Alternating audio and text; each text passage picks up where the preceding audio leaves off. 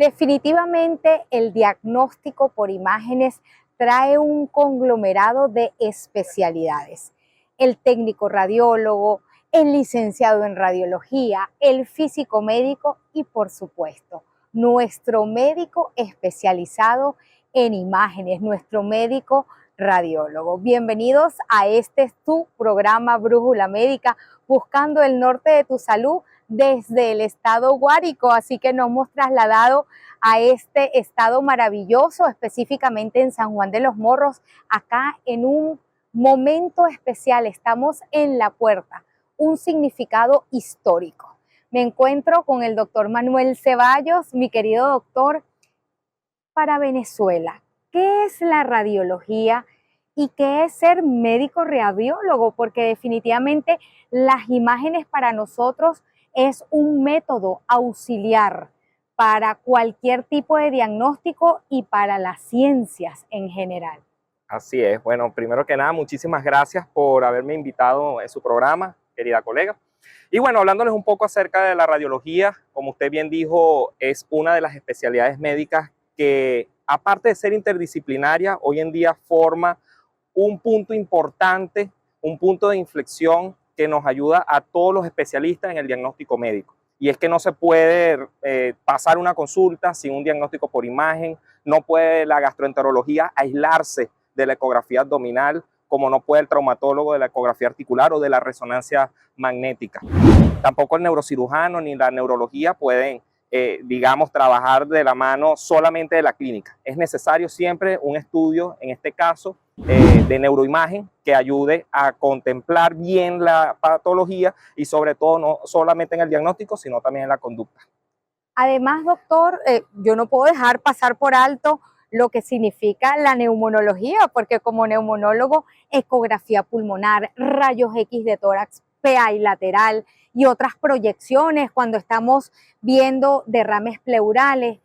Cuando nosotros pedimos un estudio como rama auxiliar, ¿es necesario colocar simplemente rayos X de tórax o hacer una breve descripción para que los especialistas nos den algún tipo de recomendación? Por supuesto. Bueno, para todo tipo de patología, en especial derrame pleural, como usted bien mencionó, hay algunas, digamos, proyecciones especiales que nosotros podemos solicitar. No solamente nos vamos a quedar con la PA y lateral, sabemos que puede cuantificar la presencia de fusión pleural, pero en cuantías mínimas. Es decir, yo puedo visualizar en una rayos X de tórax PA a partir de 200 ml, como a partir de 75 en la lateral. Entonces, en esos casos utilizamos proyecciones un poco especiales como la horizontal la de cúbito lateral con rayos horizontales o una técnica mucho más sensible como es la ecografía a través de una fórmula denominada cuantificación de Balick, la cual te permite medir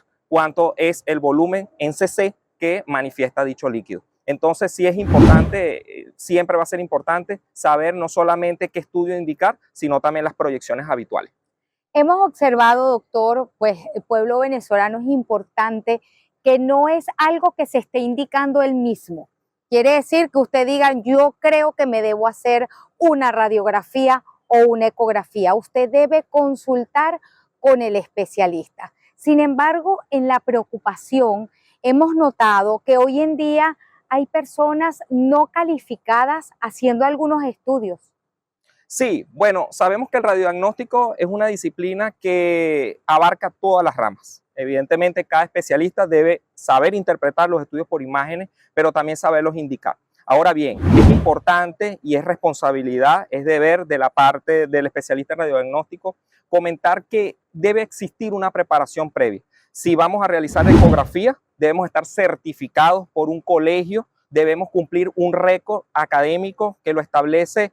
No es que sea algo de que yo quiera hacerlo así o de que se tiene que hacer así. No, ya hay un colegio de radiología que en este caso rige todo el continente americano, en la cual nosotros debemos siempre apoyarnos a través de un récord de estudio. Ese récord de estudio va principalmente en una cantidad de estudios mínimos aprobatorios que debe tener el médico para poderse certificar en un estudio por imagen como tal. Doctor, y aparte de los estudios convencionales, porque hemos hablado aquí un poquito de cada una de las especialidades, también está la especialidad en el área odontológica.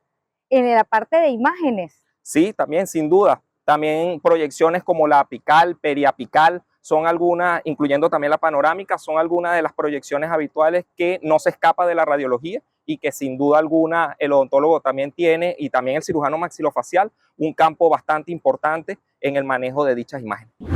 Además, es un área de la salud que no se escapa de la tecnología.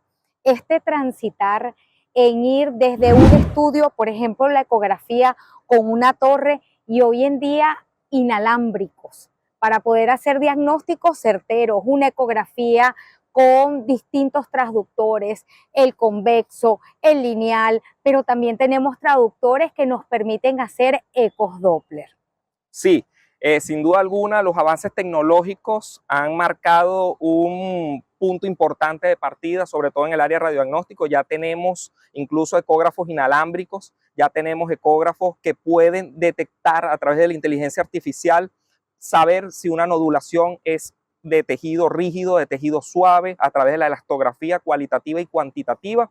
Inclusive también hay algunos que ya pueden, digamos, recalcular lo que sería el TRAX o el BRAX en una lesión nodular, tanto en tiroides y en mama respectivamente.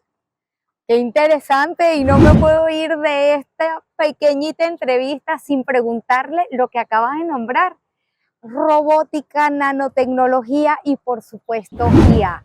¿Somos escépticos o le estamos dando una apertura a estas nuevas ciencias? Sí, es importante tener en cuenta que la inteligencia artificial debe ser un complemento del médico, no un sustituto. Debemos tener en consideración que la inteligencia artificial llega a nosotros como una herramienta, como un aporte tecnológico que nos va a ayudar a tomar decisiones, mayor avance, sobre todo resultados óptimos, eso sí, sin descuidar lo que es la empatía, que solamente un profesional de la salud te lo puede dar, porque hay que recordar que la medicina pues, es una ciencia cual y cuantitativa. No solamente está destinada a hacer un 2 más 2 es 4, sino también a saber escuchar, saber empatizar y saber hacer un seguimiento adecuado y emocional al paciente. Para nosotros de suma importancia poder hacer estudios especiales en buenas manos. Ese técnico que te recibe con la orden, por supuesto, el licenciado que coordina y gerencia, y finalmente nuestro médico radiólogo que nos va a informar cada uno de los estudios. Usted en casita, el área de la salud, no coloque o solicite ningún estudio que usted no pueda ser capaz de interpretar. Siempre tendremos a nuestros grandes especialistas. Y tú, quédate con nosotros aquí por tu programa Brújula Médica, buscando el norte de tu salud, yendo a Venezuela desde el norte hasta el sur y del este al oeste.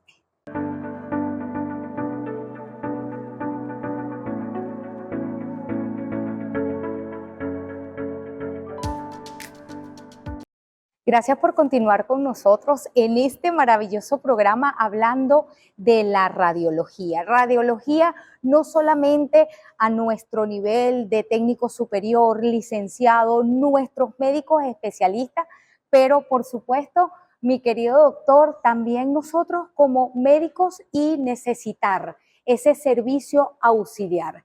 Me encuentro con el doctor Quintana, quien es uno de nuestros médicos del Hospital Elbano Paredes Vivas, nuestro hospital tipo 3 de la red sanitaria de salud y por supuesto neurocirujano. Una especialidad que amerita no solo imágenes para diagnóstico, sino intraoperatorio y para el pronóstico. Muchas gracias, mi coronel, por la oportunidad de compartir la información que estamos manejando acá en el primer Congreso Militar de Radiología. Como usted lo dice, la radiología y la neurocirugía van de la mano. Muchos de los avances quirúrgicos de nuestra especialidad han estado vinculados a los avances en la tecnología de imagen y nos sirve tanto para diagnóstico como para decidir nuestro plan quirúrgico y hacer los procedimientos al momento de la cirugía.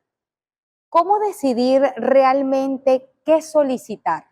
Porque quizás tenemos un traumatismo cráneoencefálico. Para poner en contexto al pueblo venezolano, un momento que tienes un golpe a nivel pues del cráneo que puede ser menor o mayor, y entonces lo vamos clasificando como traumatismo cráneoencefálico leve, moderado, severo. ¿Cómo poder escoger radiografía, tomografía o resonancia? En el caso del traumatismo craneoencefálico, para nosotros escoger el tipo de estudio de imagen que debemos realizar, nos basamos en una primera instancia en la evaluación clínica del paciente. Una evaluación que va a estar enmarcada en el estado neurológico del paciente y en la exploración de los elementos del cráneo, en este caso que hablamos de traumatismo craneoencefálico. Si hay lesión de los elementos blandos, si hay lesiones óseas palpables y si este paciente está o no en un estado neurológico estable. En pacientes estables, nosotros usamos una escala, que es la escala de Glasgow, que nos permite determinar la condición neurológica del paciente. En un paciente estable con una escala de Glasgow de 15 puntos, la radiología simple nos puede ayudar a detectar ciertas lesiones. Si ya es un estado moderado de traumatismo severo, el estudio de elección es la tomografía. Para nosotros poder hacer un diagnóstico de las lesiones o las complicaciones del trauma y poder hacer la decisión quirúrgica. Yo no me puedo ir sin preguntar esto porque como mamá yo creo que a todos nos ha pasado qué hacer en nuestros niños, porque esos golpecitos a nivel de la cabeza son muy frecuentes. Se cayó de la cama, se cayó de la cuna. Mi pueblo venezolano, muchacho, no es gente. Si usted no lo escucha, está inventando y lo más probable es una caída. ¿Son los mismos estudios lo que realizamos en niños que en adultos? Los estudios desde el punto de vista de imágenes son los mismos. Aquí lo que va a cambiar es la condición del niño. Los niños, por su misma condición, dependiendo del grupo etario, son variables en las manifestaciones clínicas. Si es un niño recién nacido o un lactante, hay que vigilar si hay aumento de volumen en el área de la lesión, si hay llanto, está muy irritable, o si por el contrario el niño está hipoactivo, no responde a los estímulos. Esto nos habla de que ya hay un elemento que está condicionando el estado clínico del niño y se deben hacer estudios especiales, que en este caso, al igual que en el adulto, es la tomografía. Nos va a brindar la misma información. Y en los niños ya más grandes, bueno, evidenciar si hay trastornos al momento de la deambulación, al momento de hablar, si hay alteraciones de la conciencia, y esto nos puede indicar que hay una complicación correspondiente a ese trauma.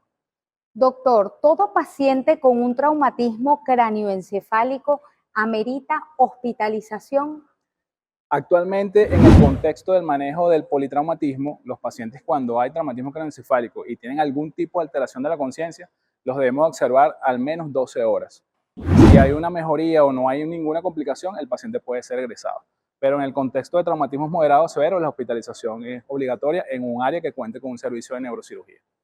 ¿Algún tips? Porque hay gente que le teme a la tomografía porque le tengo miedo a ese espacio encerrado. ¿Algún tip para nuestro pueblo, para Venezuela, para realizarse ese estudio que no le tenga miedo porque obviamente es un servicio auxiliar que nosotros necesitamos? El estudio de tomografía es un estudio de imagen que es muy rápido, no produce una alta intensidad sonora como el caso de la resonancia y es muy práctico y cómodo para ser realizado. Así que si amerita realizarse una tomografía, la invitación es a que no tengan ningún tipo de miedo al momento de realizar el estudio. Además que siempre va a estar bajo la vigilancia de profesionales en imágenes y acompañado por un equipo de trabajo que brindará su seguridad. Para mí es muy importante recordar que no es lo que diga el suegro, el compadre. Usted, si tiene algún tipo de lesión, algún tipo de trauma, debe acudir a su especialista. Tenemos los mejores neurocirujanos del mundo, doctor. Por acá las redes sociales, porque la gente está preguntando cuáles son las suyas. Me pueden encontrar en mi cuenta de Instagram, @neurkin18, y allí podrán ver información concerniente a mi especialidad. Así es, y usted en casita, síganos por todas las plataformas Brújula Médica y además por nuestro canal YouTube, donde se ancla este programa. Por mi parte, doctora.guerrero_neumobaby, y usted siga buscando el norte de tu salud por aquí, por su Brújula Médica.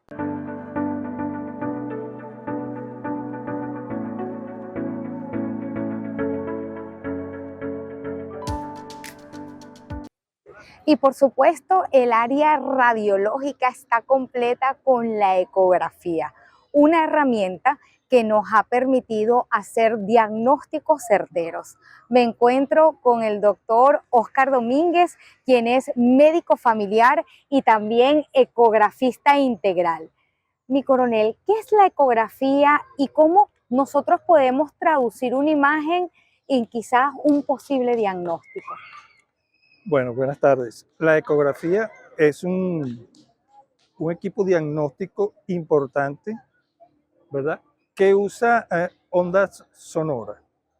Por lo tanto, es inocuo, no causa daño al paciente cuando uno lo está utilizando y nos permite visualizar imágenes que se encuentran tanto dentro de la cavidad abdominal, los órganos de la cavidad abdominal, por ejemplo, cuando estamos hablando de riñón, estómago, intestino, etcétera, como también la parte superficial, que es manejada por los transductores lineales, que son los que nos muestran lo que es más extenso, lo que es la superficie, la piel, el tejido subcutáneo, e incluso también con ese mismo traductor nosotros hacemos despistaje, ¿verdad?, de lesiones de mamas, aprovechando la semana que culminó el mes rosa, hicimos también un proyecto, una jornada, y eso es algo rápido, que no causa ningún daño a la persona, que no necesita mucha preparación, simplemente con un buen gel que nos permita de separar el transductor de la piel y transmitir esa onda sonora para que nos refleje en una imagen, ¿verdad? En una pantalla, lo que nosotros estamos viendo. Está basado un poco en eso como ejemplo de los murciélagos, ¿verdad? Ustedes se han dado cuenta que el murciélago nunca choca porque emite ondas sonoras que le permite diferenciar por dónde trasladarse, por dónde no chocar. Entonces, con la ecografía nos permite a nosotros un diagnóstico rápido de alguna situación que se presente. Es inocuo al paciente, no tiene rayos, no tiene, simplemente es onda sonora y rápidamente eso se transmite en una pantalla y el médico puede hacer un diagnóstico de lo que presenta la persona en el momento.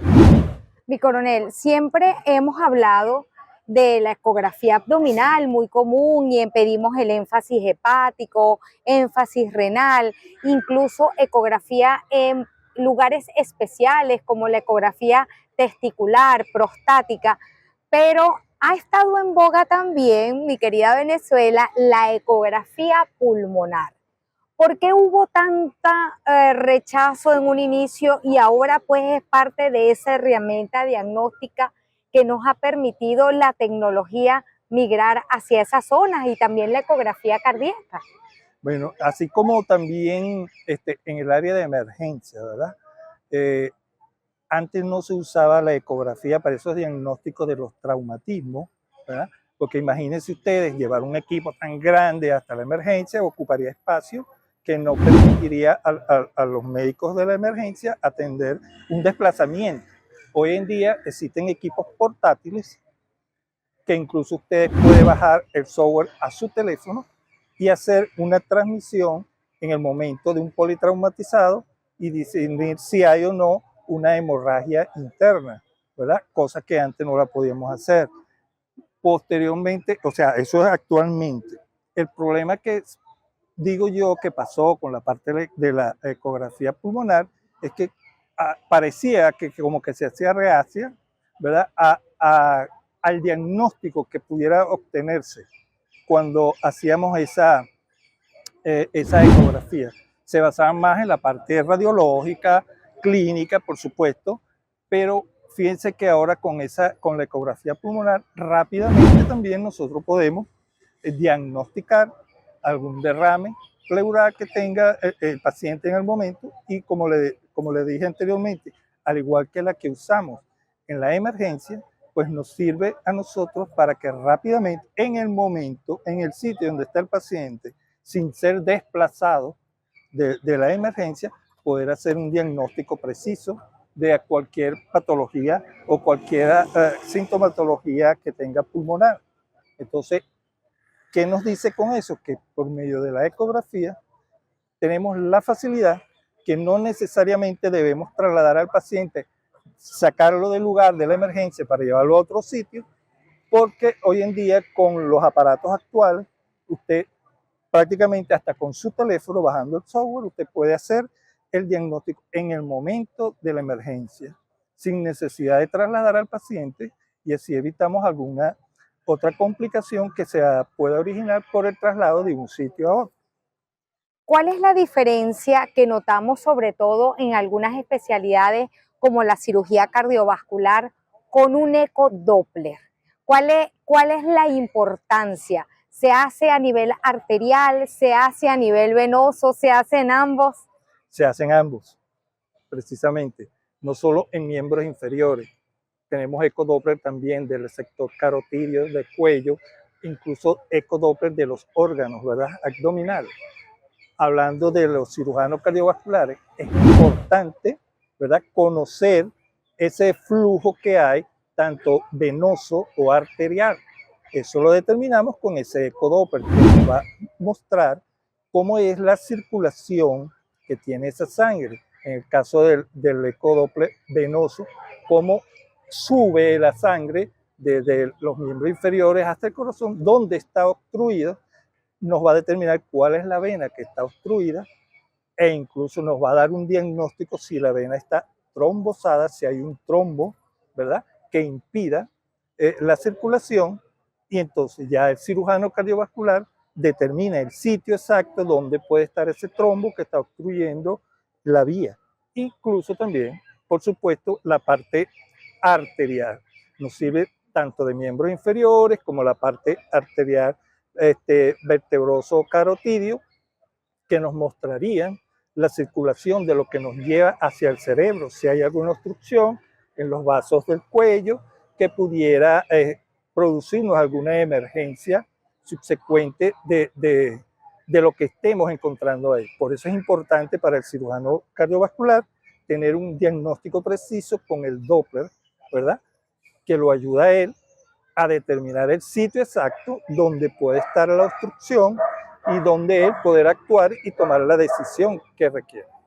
Mi querida Venezuela, una especialidad completa en el área de imágenes y, por supuesto, multidisciplinaria, porque cada una de las especialidades los necesita. Un servicio auxiliar que está, por supuesto, para ustedes, en manos de los especialistas. Quédate con nosotros que seguimos en este programa especial en la ciudad de San Juan de los Morros de Brújula Médica.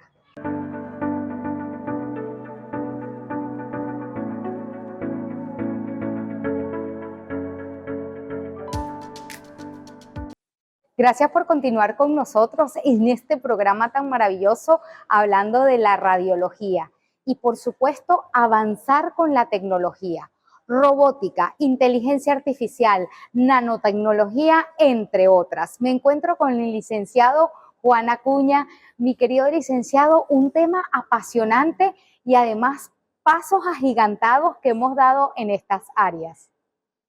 Sí, mi coronel. El tema de la inteligencia artificial, como inicié yo el día de hoy, el futuro es hoy.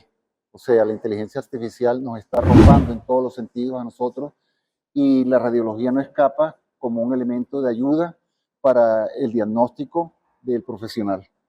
¿Cómo integrar la inteligencia artificial a un servicio auxiliar como es la radiología?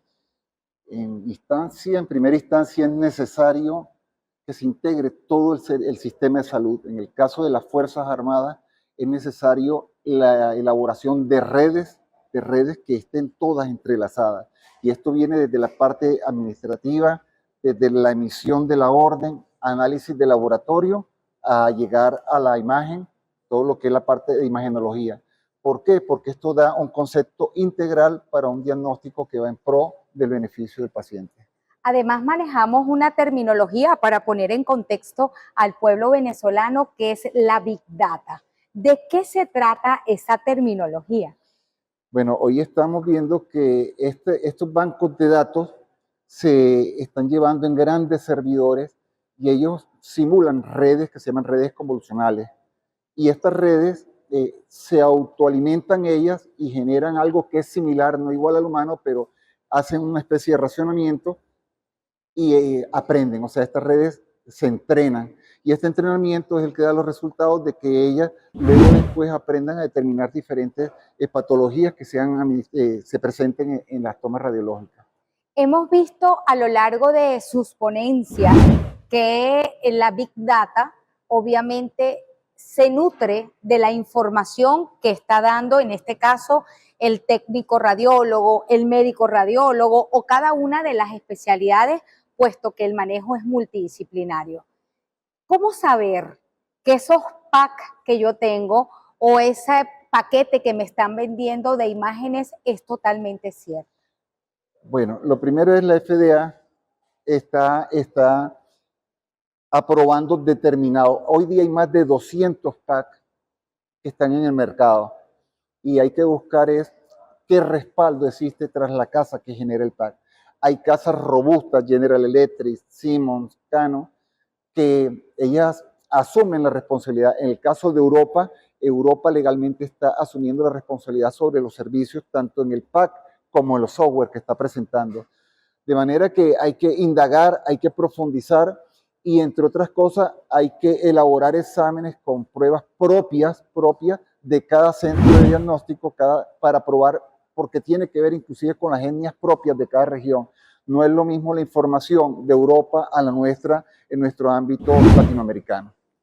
Además, no solamente estamos hablando de inteligencia artificial capaz de ayudarnos en un diagnóstico e incluso en el informe de una radiografía, de una tomografía, de una ecografía.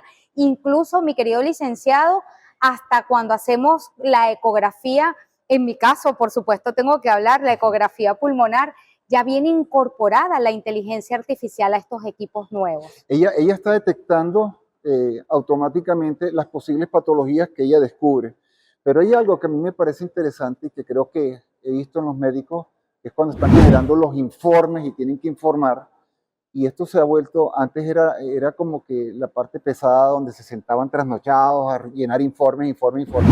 Esto ya se está haciendo verbal, o sea, ya no tiene que sentarse a escribir, sino que el profesional va dictando lo que él considera que está sucediendo por lo que está viendo, e inmediatamente esto se está traduciendo en texto que está pasando al historial clínico del paciente. Definitivamente un feedback y una interacción bastante interesante, porque también hemos visto por allá que, queridas amigas, tenemos una mejor amiga o un mejor amigo a través de la inteligencia artificial. Pero también vimos que vamos a decir la producción que nos pase ese video importantísimo, lo que significa la robótica en estos nuevos ámbitos. Bueno, ese es mi campo, ¿no? El campo biomédico y la electromedicina tiene que ver con la robótica. Y es interesante porque en el video aparece un elemento, Venezuela tiene 4, uno lastimosamente dañado, pero son 4, donde el Da Vinci, que es una máquina de cirugía, perfecciona esos mínimos detalles en el movimiento de la mano para una cirugía con una mínima invasión. Estamos hablando de perforaciones que son del tamaño de 8 milímetros y a través de estos 8 milímetros se entra, se interactúa y se llega a órganos internos con una mínima agresión del tejido. Y es bastante interesante la robótica. No solo eso, sino que en el video ven el robot pequeñito y ese robot pequeñito pues tiene la experiencia, que es algo que tiene la Big Data, la cantidad de información que nosotros como seres humanos no alcanzamos a guardar y ella la tiene en fracciones de segundos de manera inmediata a disponibilidad. Mi querida Venezuela, este es tu talento humano que día a día va avanzando de la mano de la tecnología. Tenemos personal altamente capacitado y tú serías capaz de generar un contenido para la inteligencia artificial o nutrir a la Big Data. Quédate con nosotros en este maravilloso programa Buscando el Norte de tu Salud, aquí en tu Brújula Médica.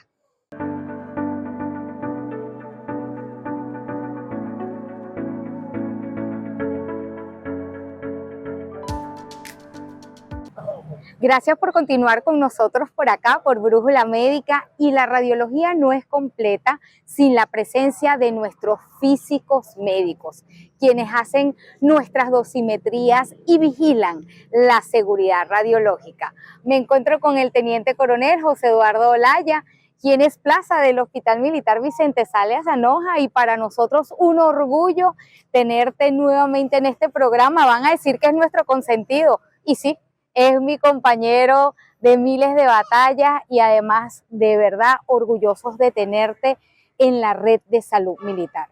¿Qué es la seguridad radiológica y por qué es tan importante?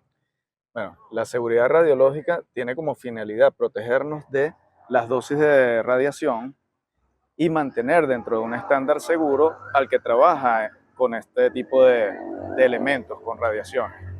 La exposición a las radiaciones puede tener digamos, puede tener unas consecuencias.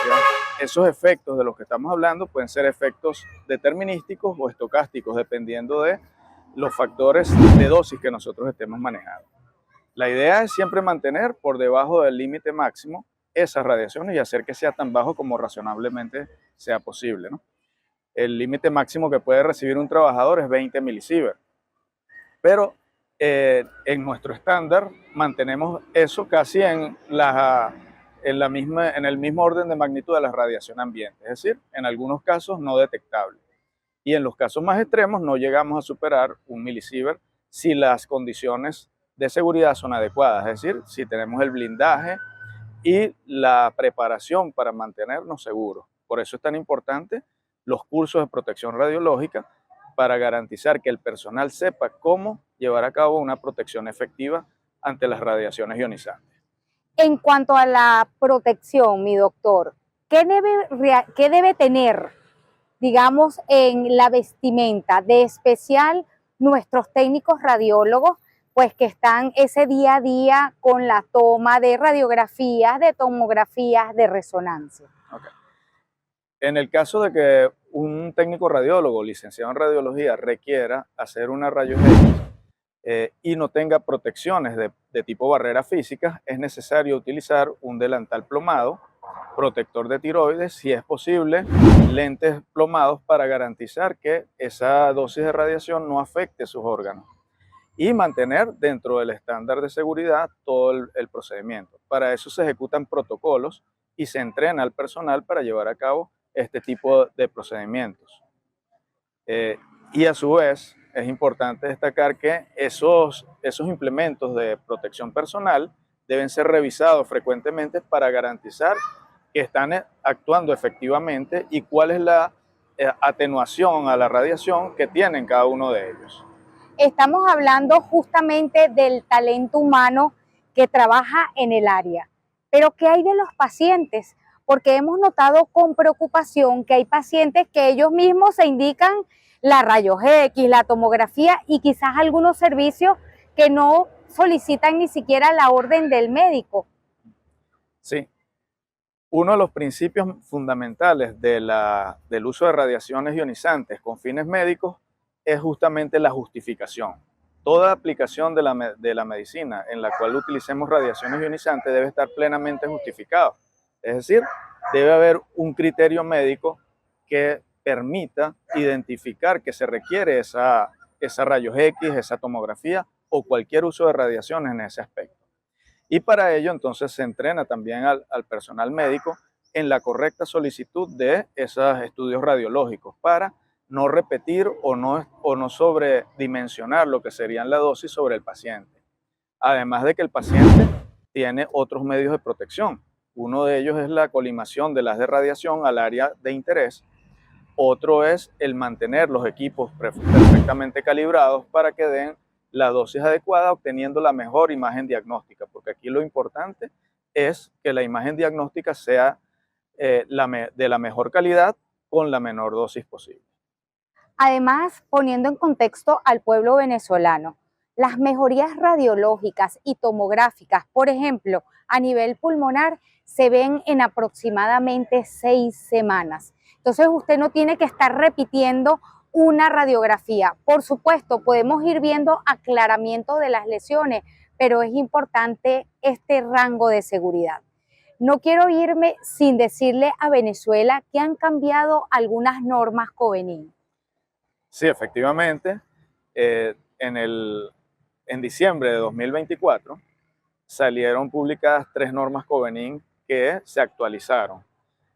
Ya teníamos aproximadamente 23 años sin actualizar las normas Covenin y un grupo de expertos se reunió para iniciar lo que es estas reformas.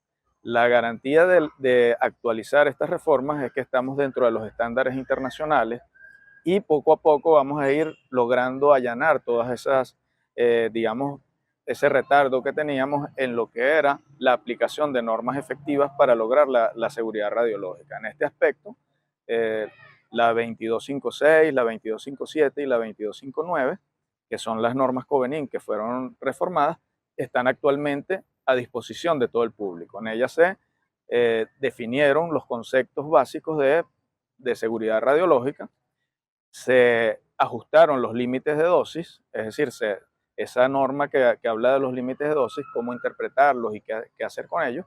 Y además de eso, en la norma de señalizaciones se adaptó al nivel internacional, de modo que tengamos un estándar internacional de señales para seguridad radiológica. No solamente tributamos por la Organización Mundial de la Salud, la Organización Panamericana de la Salud y por supuesto la energía atómica a todo lo que es la seguridad del talento humano y del paciente. Y usted síganos a través de nuestras redes sociales, Brújula Médica, por todas las plataformas y doctora.guerrero_neumobaby si tiene alguna pregunta para nuestros especialistas de calidad. Sigue con nosotros que seguimos por acá, por tu Brújula Médica. Y en casita, libera ese corazón de toxicidad, sé feliz, porque ese día a día es el vivir, bien vivir con la familia y con esta patria tan hermosa. Venezuela, Venezuela es esperanza.